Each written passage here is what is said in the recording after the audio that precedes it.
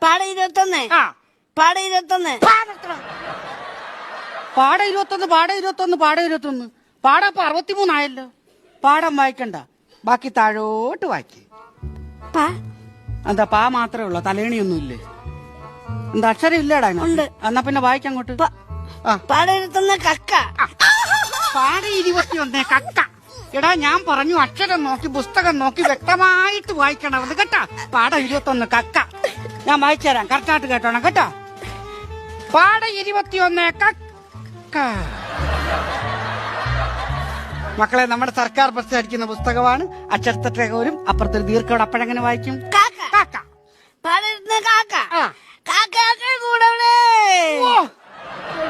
ആ കാക്കയെല്ലാം കൂടെ അങ്ങ് പറന്നു പോയി കാണുമല്ലോ. ഇവിടെ കേട്ടാ മതി, പതുക്കെ വായിക്കും. എന്തുവാ മുയലിരുന്ന് പ്രാർത്ഥിക്കുന്നു? എനിക്ക് കേക്കണം, നിന്റെ മനസ്സിൽ പഠിച്ചാ പോരാ.